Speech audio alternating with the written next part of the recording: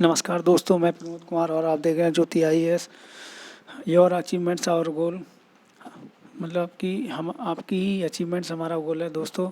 तो आपके साथ हमारा ही अचीवमेंट्स, मतलब आपकी अचीवमेंट्स ही हमारा गोल है। तो दोस्तों, हम आज के करंट अफेयर्स के बारे में डिस्कस करेंगे, जो भी हमारे यूपीएससी के पॉइंट ऑफ व्यू से इम्पोर्टेंट होगा उसके बारे में हम डिस्कस करेंगे। तो चलिए देखते हैं कौन कौन सी न्यूज़ हमारे लिए इम्पोर्टेंट है। तो आज 31 अगस्त 2020, तो हम देखते हैं क्या क्या न्यूज़ हमारे लिए इम्पोर्टेंट है। तो पहली जो न्यूज़ है, हम धांधू की एनालिसिस करने वाले हैं। तो पहली न्यूज़ जो है वो है, India can become a global toy hub. Modi ji ने मन की बात पे अभी रिसेंटली मन की बात पे एक अनाउंसमेंट करा था ग्लोबल टॉय हब के लिए, जिसमें मतलब स्टार्टअप्स को बोला गया था कि वो टीम अप बनाए टॉयज़ के लिए, जिससे कि उन्हें 7 लाख रुपए क्या करे जाएंगे, इन्वेस्ट करे जाएंगे, जिससे कि हमारी जो इंडस्ट्री होगी तो वो क्योंकि हमारी इंडस्ट्री के अंदर बहुत ज़्यादा पोटेंशियल है, जिससे कि हम उस इंडस्ट्री को मतलब पुशअप कर सकते हैं, आगे बढ़ा सकते हैं, जिससे कि हम जो ग्लोबल टॉय हब है, इसका मतलब है कि इसका ये जो मतलब है, इसका मतलब है कि to develop computer games in India की, मतलब इसका मतलब ये है कि जितने भी हम गेम्स या कंप्यूटर वगैरह जितने भी मैन्युफैक्चर करेंगे बनाएंगे वो कि इंडिया में बनाए जाएंगे। तो इसी के बारे में मोदी जी ने अनाउंसमेंट करा था मन की बात के द्वारा, जब एड्रेसिंग कर रहा था। तो पहले ये तो करा था कि स्टार्टअप्स को मतलब क्या है कि मतलब ग्लोबल टॉय हब बनाया जाए अपनी इंडिया के अंदर। मतलब दूसरा उनने क्या करा, प्रेज फार्मर्स के बारे में मतलब बात करी थी।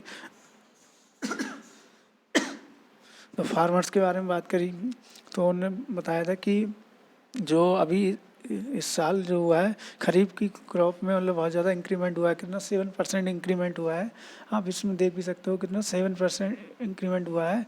और बताया कि पैडी में 10%, पल्सेस में 5%, ऑयल सीड में 30% और कॉटन में 3%, मतलब ये जो हुआ है। और तीसरा उन्होंने जो बात करी थी, एड्रेस करा था, वो करा था टीचर्स के ऊपर, मतलब टीचर डे के ऊपर, मतलब उन्होंने करा, उन्हें अप्रिसिएट करा था टीचर्स को। उन्होंने बोला था कि जो रोल है टीचर्स का वो बहुत ज़्यादा इंपॉर्टेंट है, क्योंकि वो स्टूडेंट को एक मोटिवेट करा है कि इस दौर जो पेंडेमिक का जो समय चल रहा है उसमें उन लोग उसके लिए बहुत ज़्यादा बोला है, मतलब बहुत ज़्यादा अप्रिशिएट करा है स्टूडेंट को, उनके पेरेंट्स को। तो इसके द्वारा तो मोदी जी के द्वारा मन की बात पे ये तीन जो थे मतलब बातें कही गई थी, जो हमारे यूपीएससी के पॉइंट ऑफ व्यू से बहुत ही ज़्यादा इंपॉर्टेंट होती हैं। स्टार्टअप अगर सबसे ज़्यादा मेन इसमें कोई है तो ग्लोबल टॉय हब है, जिसका मतलब ये था कि लोकल टू वोकल, मतलब आत्मनिर्भर भारत जो है उसके बिहाफ पे ही मतलब मोदी जी ने इसको लॉन्च करा है। तो उसके बिहाफ पे ही लॉन्च करा था। और ये तीन चीज़ें मतलब मेंशन, मतलब मन की बात में मोदी जी ने एड्रेस करी थी। चलिए देखते हैं नेक्स्ट न्यूज़ क्या है। नेक्स्ट न्यूज़ है कि मतलब जो है 19 lakh NRC excluded struck in limbo. मतलब कहने का मतलब ये है कि अभी एक साल पहले लगभग क्या हुआ था कि एनआरसी मतलब नेशनल रजिस्टर ऑफ सिटीजन्स मतलब लाया गया था आसाम में। तो उसके द्वारा क्या हुआ था, 90 लाख जो मतलब जो थे वो मतलब एक्सक्लूडेड बाहर कर दिए गए थे इस लिस्ट की वजह से। तो वही मतलब इसमें गया है, इतना ज़्यादा इंपॉर्टेंट नहीं है हम लोगों के लिए, बस थोड़ा एक नज़र देख लेना तो उनको वही बताया गया है, इतना ज़्यादा इंपॉर्टेंट है नहीं वैसे। अब ये सबसे ज़्यादा इंपॉर्टेंट हमारे लिए बन जाता है हल्दी के लिए। मतलब जीआई टैग क्या था कि जो हल्दी है, उड़ीसा की जो हल्दी है उसे जीआई टैग मिला हुआ है। तो उसके कारण क्या हुआ है कि एक तो पेंडेमिक है और दूसरा क्या, लॉकडाउन की वजह से क्या हुआ है कि हल्दी जो जीआई टैग मिला हुआ था, हल्दी उड़ीसा की हल्दी को जो जीआई टैग मिला था एक साल पहले, तो लगभग वो क्या हुआ है, वो मतलब उस पर इम्पैक्ट पड़ा है कि किसकी वजह से, भाई पेंडेमिक और कोरोना की वजह से बहुत ज़्यादा मतलब इम्पैक्ट पड़ा है। तो फिर जो 80% हमारा रॉ मटेरियल टर्मिक या फिर बोल सकते हो कि हल्दी है, has been left unsold in Kandhamal due to the fall in price this season. क्यों क्या हुआ है कि मतलब ये 80% जो रॉ मटेरियल है मतलब टर्मिक का, वो मतलब उसका जो प्राइस है वो अनसोल्ड रह गया, बिका ही नहीं है, तो अनसोल्ड रह गया है। तो इस सीज़न की वजह से, क्यों, बिकॉज ऑफ पैंडमिक। दोस्तों, तो इस हमारे लिए जो पॉइंट ऑफ व्यू से इम्पोर्टेंट वो बन जाता है, वो ये बन जाता है कि हमारे लिए जीआई टैग क्या है। तो जीआई टैग क्या होता है, जीआई टैग होता है जियोग्राफिकल आइडेंटिफिकेशन, जियोग्राफिकल आइडेंटिफिकेशन। ठीक है दोस्तों, ये हमारा हो जाता है। तो ये जो जीआई ऑफ गुड्स है, ये रजिस्ट्रेशन और एंड प्रोटेक्शन एक्ट कब आया था? 1999 में आया था। ये कब आया था दोस्तों? ये आया था हमारा 1919 में। ठीक है दोस्तों, तो ये याद ध्यान रखना, ये एक्ट हमारा 1919 में आया था। तो उसी के द्वारा हम ये करते हैं। और सबसे पहले आपको बताइए, बंगाल की दार्जिलिंग जो टी है उसके लिए दिया गया था। ये एक तरह का साइन होता है, यूज़ करा जाता है, जिससे हम प्रोडक्ट की क्या होता है, स्पेसिफाई करता है ग्राफिकल ओरिजिन की, मतलब यहाँ कहाँ पे प्रोड्यूस हो रहा है, तो उसका ग्राफिकल ओरिजिन को ये मतलब बताता है। तो उसी के बारे में यहाँ पे डिस्कस करा गया है। और ये मतलब क्या करता है कि उसकी क्वालिटी की, उसमें क्या क्वालिटीज़ है और क्या बताता है किसकी ये उसमें क्या क्वालिटीज़ है और कहाँ का ओरिजिन है, उसके बारे में ये बताता है। और इसका काम क्या होता है, इसका फंक्शन क्या होता है, तो आइडेंटिफाई करता है कि प्रोडक्ट का ओरिजिन कहाँ पे हुआ है, कि मतलब ये प्रोडक्ट एक्चुअली में बना कहाँ पे, तो उसी के बारे में ये बेसिकली हमें बताता है। अच्छा, अगर हम इसकी बेनिफिट्स की बात करें कि मतलब जीआई टैग मिलने से क्या बेनिफिट होगा किसी प्रोडक्ट का, अगर किसी प्रोडक्ट को अगर कोई बेनिफिट मतलब जीआई टैग दिया जाता है तो उससे क्या बेनिफिट होगा, तो सबसे फर्स्ट सबसे पहला जो अगर हमारा कोई बेनिफिट होगा तो लो कॉस्ट मतलब होगी। दूसरा क्या होगा, लो इंटरेस्ट लोन होगा टू स्टार्ट, मतलब कोई अगर हमें कोई बिजनेस स्टार्ट करना है तो उसके लिए हमें मतलब लो कॉस्ट पे इंटरेस्ट मिल जाएगा। दूसरा लीगल प्रोटेक्शन रहेगी। तीसरा, अगर हम चौथी की बात करें, प्रमोट इकोनॉमिक प्रॉस्पेरिटी, मतलब इकोनॉमी के लिए हमारे बहुत कुछ बेनिफिट्स होंगे। तो ये 4-5 पॉइंट्स मतलब बेनिफिट्स हैं जो हमें जीआई टैग से मतलब मिलते हैं। नेक्स्ट दोस्तों देखते हैं नेक्स्ट न्यूज़ क्या है। ये नेक्स्ट न्यूज़ वेस्ट बंगाल के मतलब जो है मतलब फाइनेंस मिनिस्टर उनके द्वारा वो कही गई है। तो उन्होंने ये बोला है कि जीएसटी के मतलब अभी स्टेट और सेंटर में क्या हुआ, जीएसटी को लेकर थोड़ा डिस्प्यूट चल रहा है, तो उसी की रिगार्डिंग यहाँ बोला गया है। तो उन्होंने बोला है अगर सेंटर अगर जीएसटी का जो मतलब ड्यूज़ है अगर उसको नहीं देगा तो जो होगा मतलब फेडरलिज्म जो होगा वो क्या हो जाएगा, क्रश हो जाएगा, मतलब उसी के बारे में यहाँ पर बोला गया है। तो वही है मतलब, और बोल रहे हैं कि इकोनॉमी का जो हेल्थ है मतलब बंगाल का वो क्या होगा, डिस्ट्रॉय हो जाएगा। तो उसी के बारे में बोला है कि मतलब ये एक्चुअली में कहना ये चाह रहे हैं कि कुछ ऐसा प्लान मतलब या स्ट्रेटेजी ऐसी आप डिज़ाइन करो जिससे कि जो मतलब इकोनॉमी का जो क्राइसिस है वो मतलब ठीक हो जाए, मतलब अच्छा हो जाए। तो वही बताया गया और बाकी इतना कोई इम्पोर्टेंट नहीं है हमारे पॉइंट ऑफ व्यू से। तो हम देखते हैं अगली न्यूज़ क्या है हमारे लिए। दोस्तों ये हमारी अगली न्यूज़ है, F B Google told to clear stand on removing child pornography. तो ये हमारे लिए न्यूज़ इंपॉर्टेंट बन जाती है। ये हमारे पॉलिटी से बहुत ज़्यादा रिलेट करेगी दोस्तों। तो पॉलिटी से इम्पोर्टेंट है क्योंकि जितने भी सुप्रीम कोर्ट या हाई कोर्ट के जितने भी मतलब वर्डिक्ट या जो भी आते हैं निर्णय, तो उनको हमें थोड़ा अच्छे से स्टडी कर लेना चाहिए उनके बारे में। क्योंकि अगर हम उनके बारे में अगर लिखते हैं हमें तो ये पॉलिटिकली हमारे लिए इम्पोर्टेंट हो जाता है। तो दिल्ली हाई कोर्ट ने बोला है कि भाई सेंटर को और इंटरनेट मैनेजर मतलब सेंटर मतलब गवर्नमेंट को, इंटरनेट मैनेजर मतलब होगा ऐप भी मतलब फेसबुक और गूगल को, कि मतलब जो भी पॉर्नोग्राफी है उसे मतलब या जो क्या इसमें एक्चुअली हुआ क्या था, मुद्दा बताता हूँ आपको। मुद्दा क्या था, मुद्दा ये था कि एक मतलब एक लड़की है 21 साल की मतलब वुमेन, तो उनकी क्या हुई इमेज या फ़ोटोज़ क्या हुए तो मतलब सोशल मीडिया पे वायरल कर दिए गए। तो उसी को वायरल करके तो उन्हीं पे बोला गया एफबी और गूगल के द्वारा कर दिए गए वायरल। जब वायरल कर दिए तो ये मतलब उनने मतलब क्या हुआ, उनने एफआईआर मतलब क्या हुआ कि उनने कोर्ट में अपनी एक अपील करी। तो कोर्ट में जब अपील करी तो मतलब सुप्रीम कोर्ट ने बोला सेंटर से और इंटरनेट मैनेजर फेसबुक गूगल से कि जो भी मतलब रिमूव कर दो offending image and prevent them from resurfacing. मतलब बोल रहे हैं कि मतलब जो भी गलत इमेज या जो भी सर्कुलेट हो रही हैं या वायरल हो रही हैं उनकी इमेजें उनको क्या करो, हटा दो बिल्कुल वहाँ से, क्योंकि ये मतलब उनकी प्राइवेसी या मतलब उनके लिए अच्छा नहीं है। तो दोस्तों यही बोला है। तो उसमें से 49 यूआरएल ऐसे थे जिन्हें रिमूव कर दिया। यूआरएल मीन्स होता है यूनिफॉर्म रिसोर्स लोकेटर, ठीक है, जिसके थ्रू हम अगर यूआरएल हमको बताया तो हम उस साइट या उस वेब पे हम डायरेक्टली एक्सेस कर सकते हैं। तो उनको 49 ऐसे यूआरएल थे जिनको रिमूव कर दिया गया। मिस्टर राव जो मतलब एक वकील थे जिनके मतलब उन वुमेन के थ्रू तो उन्होंने एक रिपोर्ट सबमिट करी थी। उस रिपोर्ट में बोला था कि जो भी matter of child pornography and constitution and offence under the protection of children from sexual offence act 2012। तो ये एक्ट आपको थोड़ा ध्यान रखना है। ये एक्ट मैं आपको दिखा देता हूँ यहाँ पे। ये दोस्तों मैं आपको ये एक्ट के बारे में थोड़ा दिखा देता हूँ यहाँ पे। ये देखिए दोस्तों, ये हमारे लिए इम्पोर्टेंट है इस एक्ट को। तो अगर आप पॉलिटी में कभी भी प्रीलिम्स के लिए मतलब हमारे लिए इम्पोर्टेंट हो जाता है ये प्रीलिम्स के लिए। ठीक है दोस्तों, मैं नेक्स्ट वीडियो जो डालूंगा फिर प्रीलिम्स एक्ट के ऊपर डालूंगा, क्योंकि मतलब हमारे जितने भी प्रीलिम्स के मतलब आंसर ऑब्जेक्टिव होंगे उन सबको हम दान के या जो कर IR से रिलेटेड होंगे उन सब के बारे में हम डिस्कस करेंगे नेक्स्ट वीडियो में। वीडियो डालूंगा मैं नेक्स्ट वीडियो। ठीक है दोस्तों, चलिए देखते हैं नेक्स्ट न्यूज़ क्या है। तो ये नेक्स्ट न्यूज़ भी बहुत इंपॉर्टेंट है कि मतलब ये इसमें ये बताया गया है कि भाई आपने ऑनलाइन या ई लर्निंग तो स्टार्ट कर दी, लेकिन उसका इफ़ेक्ट क्या हुआ है? इफ़ेक्ट ये हुआ है कि अभी भी मतलब क्या है, लोग बोल रहे हैं कन्वेंशनल तरीके से, मतलब कन्वेंशनल मतलब स्टडी करा रहे हैं। कन्वेंशनल स्टडी मतलब जो भी मतलब जैसे पहले होती थी उसी तरीके से करा रहे हैं। क्यों करा रहे हैं, उसका कारण क्या है? तो उन्होंने बताया है इसका कारण, सबसे बड़ा कारण जो है कि उन तक पहुंच ही नहीं है, मतलब बच्चों की ऑनलाइन लर्निंग या ई लर्निंग तक पहुंच ही नहीं है।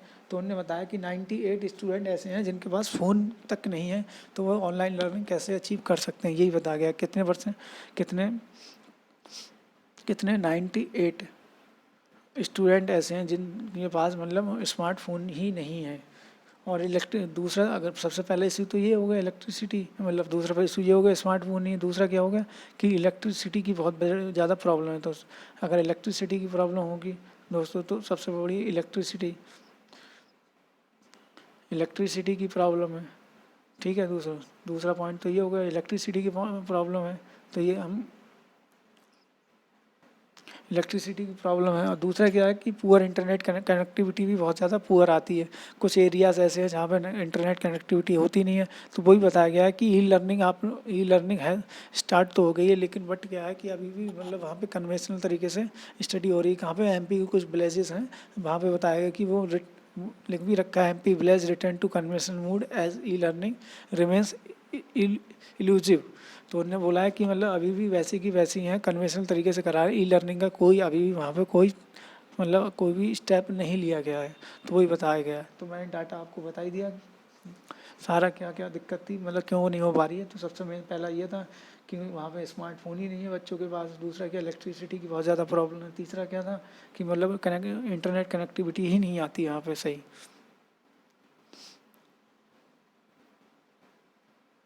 ये है दोस्तों poor air quality in smart city due to lack of coordination. ये बता रहा है कि कोऑर्डिनेशन मतलब लैक ऑफ कोऑर्डिनेशन किस किस के बीच में कोऑर्डिनेशन। एक एक एक्चुअली में हुआ क्या था कि एक सर्वे कराया गया था महाराष्ट्र के अंदर से।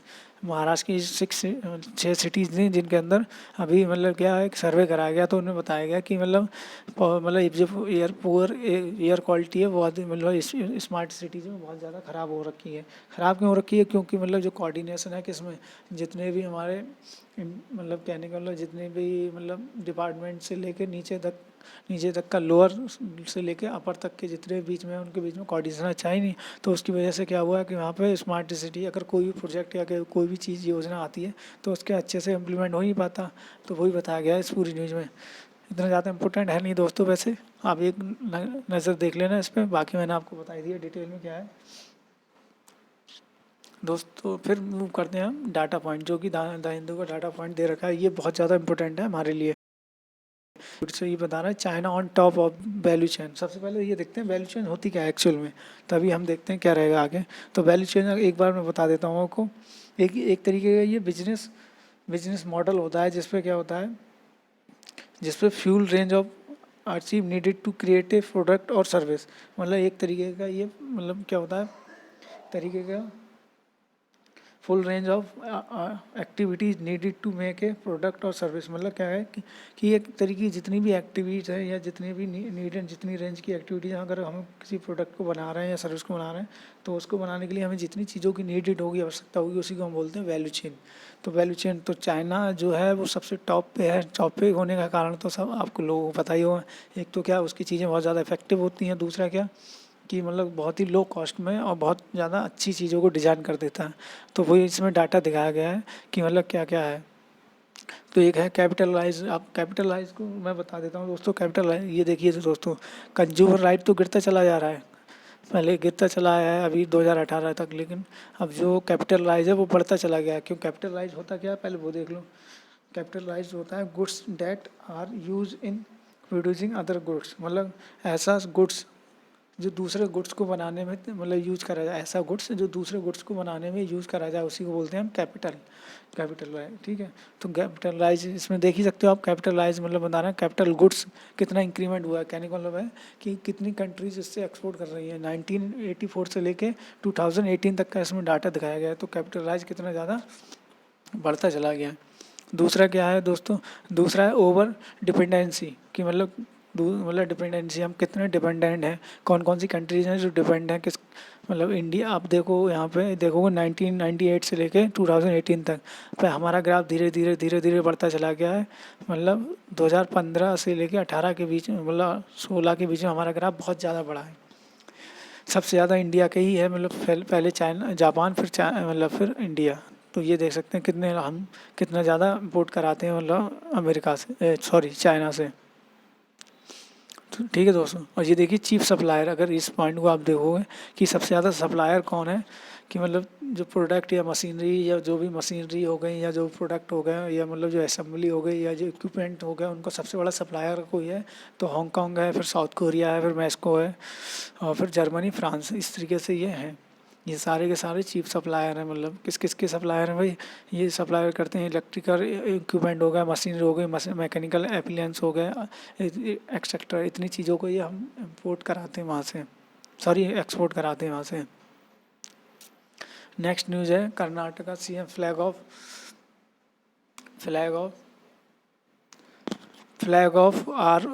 Are O train to Solapur. मतलब कह रहे हैं कि मतलब जो सीएम है, मतलब कर्नाटक के जो सीएम कौन है भाई, सीएम वहाँ के हैं BS येदियुरप्पा। तो उन्होंने फ्लैग ऑफ कराया आर ओ ट्रेन, जो कि सोलापुर से मतलब बेंगलोर से लेके सोलापुर तक के लिए मतलब चलेगी। मतलब सोलापुर से लेके बेंगलोर से लेके सोलापुर तक के लिए रन करेगी। आर ओ ट्रेन का पूरा नाम अगर हम बात करें तो यहाँ पे एक्चुअली में दे भी रखा है दोस्तों। 1 मिनट, एक सेकेंड वेट करना दोस्तों। हेलो दोस्तों, कर्नाटक सीएम ने मतलब कर्नाटक के जो सीएम है उन्होंने आर ओ ट्रेन स्टार्ट करी है। कहने का मतलब है रोल ऑफ ट्रेन स्टार्ट करी है, जो क्या करेगी, ट्रांसफर करेगी गुड्स को, फिर गुड्स वगैरह को लेके जाएगी, मतलब गुड्स मतलब बता रहे हैं गुड्स वगैरह को लेके जाएगी। ठीक है दोस्तों, तो ये बेंगलोर से सोलापुर के लिए करी गई है। ये ऐसी पहली ट्रेन ऐसी है जो मतलब 42 loaded trucks on flat wagons, मतलब 42 ट्रकों को एक साथ लेके जा सकती है। और ये वो ना तो इसमें बॉगीज होंगे ना वैगन होंगे, ठीक है। ये फ्लैट रहेगी, बिल्कुल फ्लैट ट्रेन है। ये आप नीचे यहाँ पे डायग्राम देख सकते हैं, यहाँ पे दोस्तों ये यहाँ पे ये आप दोस्तों ये डायग्राम ये है, ये डायग्राम आप देख सकते हैं यहाँ पे दोस्तों। तो ये ट्रेन मतलब किसके द्वारा स्टार्ट करी गई, एक तो आपको क्या पॉइंट रखना है, किसके द्वारा स्टार्ट करी गई है, मतलब से जो कर्नाटक के सीएम है येदियुरप्पा, उनके द्वारा। और कहाँ से कहाँ चलेगी, बेंगलोर टू सोलापुर चलेगी। और बस इतना ही काफ़ी है इस ट्रेन के बारे में आपको जानकारी के लिए। फिर देखते हैं नेक्स्ट न्यूज़ क्या है, Kerala move plan to spur economy in 100 days. कहने का मतलब ये केरला के जो सीएम है पिनाराई पिनाराई विजयन, उनने मतलब बोला है कि मतलब जो बूस्ट करेंगे इकोनॉमी को 100 डेज में। उन्होंने एक एक्शन प्लान बनाया है, क्या बनाया एक्शन प्लान की, मतलब जो एक्सपेंडेड करेंगे सोशल वेलफेयर सिस्टम को, जिसमें क्या उनने ऑफर करा है कि मतलब जो सहायता देंगे इंडिविजुअली और फैमिली को, जो मतलब बहुत ही ज़्यादा लो है, उनके लिए हम क्या करेंगे, फ्री फूड किट देंगे, जो कि 88 मतलब बोल सकते हैं 88 लाख राशन कार्ड होल्डर्स को मिलेगी फूड किट। एक्चुअली में है, उनने मतलब सीएम है पिनाराई, उनने बोला है कि हम क्या करेंगे 100 डेज तक ऐसी इकोनॉमी को मेंटेन करने के लिए हम क्या करेंगे, एक एक्शन प्लान बनाया जो कि सोशल वेलफेयर सिस्टम से जाना गया है। तो जिसमें क्या है, इंडिविजुअली और फैमिलीज को हेल्प करी जाएगी, जिसमें फूड किट्स, एक तो फ्री फूड किट दी जाएगी, कितने लोगों को दी जाएगी, 88 लाख राशन कार्ड होल्डर्स को दी जाएगी। दूसरी की स्कीम क्या लगाई उन्होंने, पेंशन, जिसमें 48 लाख पीपल्स हैं जिनको 1300 मतलब रुपीज़ दिए जाएंगे पर पर्सन को पर मंथ तक। ये मतलब ये इसमें बताया गया है। चलिए दोस्तों देखते हैं नेक्स्ट न्यूज़ क्या है हमारे लिए। दोस्तों एक थोड़ा मैं अभी मेरी फर्स्ट वीडियो है तो हो सकता है कि आप लोगों को थोड़ा वो लगे, लेकिन नेक्स्ट वीडियो जो आएंगी, आने वाली वीडियोज़ होंगी उनमें आपको अच्छे से और जो मतलब होंगे चेंजेस होंगे मैं करने वाला हूँ दोस्तों। तो अगर आपको कुछ भी चेंजेस या कुछ भी मतलब रिफॉर्म चाहिए तो प्लीज़ कमेंट करके ये ज़रूर बता दें कि हमारी वीडियो आपको कैसी लग रही है, अच्छी लग रही है तो प्लीज़, क्योंकि आप लोग कमेंट करोगे तो मैं थोड़ा मोटिवेट रहूँगा तो अच्छी वीडियो बनाऊँगा। क्योंकि दोस्तों मैं भी एक मतलब अभी मतलब थोड़ा फाइनेंशियली थोड़ा वैसा चल रहा हूँ, मतलब लैपटॉप वगैरह अभी मेरा ख़राब चल रहा है, तो अभी मतलब थोड़े दिनों के बाद लैपटॉप आने पे मैं थोड़ा अच्छा कंटेंट, अच्छे तरीके से कंटेंट डिलीवर करूँगा। मैं एनसीईआरटी, द हिंदू की एनालिसिस और एनसीईआरटी हो गई, जियोग्राफी हो गई, पॉलिटी हो गई और जितने भी सब्जेक्ट हैं अपने सारे सारे कवर करने वाला हूँ with respect to UPSC syllabus. जो यूपीएससी का सिलेबस होगा उसके रिगार्डिंग ही हम टॉकिंग करेंगे, मतलब बात करेंगे, उसके रिगार्डिंग ही हम देखेंगे क्या क्या हमारे लिए इम्पोर्टेंट होता है दोस्तों। ठीक है दोस्तों, तो थोड़ा कोऑपरेट करके चलना मेरे साथ दोस्तों। आपको वीडियो बहुत अच्छी आएंगी, फर्स्ट वीडियो है तो थोड़ा नर्वस हो रहा हूँ मैं, तो ठीक है। नेक्स्ट वीडियो हमारी जो आने वाली वीडियोस होंगी वो बहुत अच्छी और होंगी आपके लिए। आशा करता हूँ आपको ये वीडियो और अच्छी लगेंगी, तो प्लीज़ कोऑपरेट करें, सहायता करें, मेरी हेल्प करें। चलिए देखते हैं नेक्स्ट न्यूज़ क्या है। Radha Madhav calls for flexibility on RCEP. RCB अभी रिसेंटली आप लोगों ने एक मतलब मीटिंग हेल्ड हुई थी आरसीबी राज। पहले देखते हैं आरसीबी है क्या। आरसीबी क्या है, एक आरसीबी को हम इंडो पैसिफिक रीजन नाम से भी जानते हैं। इसका पूरा नाम क्या है, regional comprehensive economic partnership.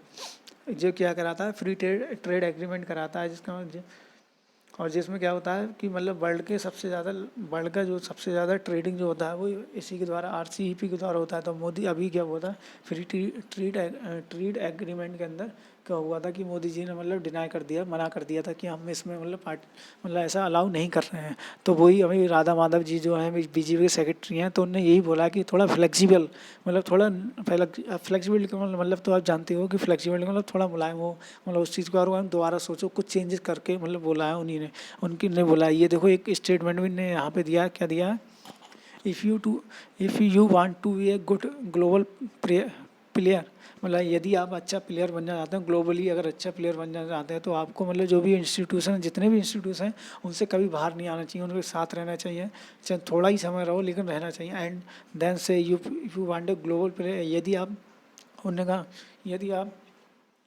Global player बनना चाहते हो तो इंडिया को जो play its card carefully and with, मतलब टोटली ये जो कहना चाह रहा है वो यही कहना चाह रहा है कि आरसीबी के साथ में हमने जो मतलब अभी डिनाई कर रखा था कि हम फ्री ट्रेड एग्रीमेंट नहीं करेंगे, तो उसी के लिए इन्होंने बोला है कि ऐसा होना चाहिए, हमें कुछ चेंजेस या कुछ रिफॉर्म के साथ ऐसा अलाउ करना चाहिए, जो कि अभी रिसेंटली मोदी जी ने डिनाई कर दिया था। बेसिकली उसी के ऊपर ये डिस्कस करा गया है। ठीक है दोस्तों, तो उसी के लिए इन्होंने बोला है, तो ये है। अगर अगर आरसीबी की अगर हम बात करें तो आरसीबी क्या है, आरसीबी को सबसे ज़्यादा अगर किसी बेनिफिट मिलता है तो सबसे ज़्यादा बेनिफिट या अचीवमेंट्स किसी को मिलती हैं वो चाइना को मिलती हैं। क्योंकि चाइना क्या है, चाइना सभी कंट्रीज, जितनी भी कंट्रीज हैं, कितनी कंट्रीज हैं दोस्तों, 15 मतलब सॉरी मुझे पता नहीं है दोस्तों, देख लेना आप एक बार। तो मैं बता रहा हूँ कि चाइना को सबसे ज़्यादा मतलब इस पर बेनिफिट मिलेगा दोस्तों।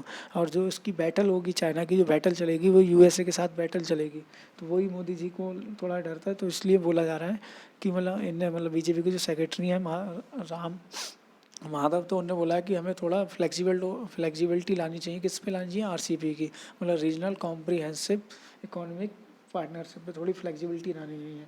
तो इन्होंने बोला है गवर्नमेंट से कि थोड़ी फ्लेक्सिबिलिटी दिखाओ, तो ज्वाइन कर लो आरसीबी की जो मतलब लास्ट मीटिंग हुई थी तो उसको ज्वाइन कर लो। अच्छा, और इन्होंने बोला है कि जो आरसीबी है, मतलब राम माधव जी ने बोला है कि जो आरसीबी है वो मतलब सेंटर ऑफ जियो पॉलिटिक्स है, मतलब सेंटर ऑफ जियो पॉलिटिक्स है। तो हमारे लिए इम्पोर्टेंट हो जाता है कि ये पॉलिटिक्स है क्या, जियो पॉलिटिक्स है। सेंटर तो मतलब केंद्र होगा, तो जियो पॉलिटिक्स क्या होगा। जियो पॉलिटिक्स का एक सिंपल मीनिंग समझने की वाली बात है।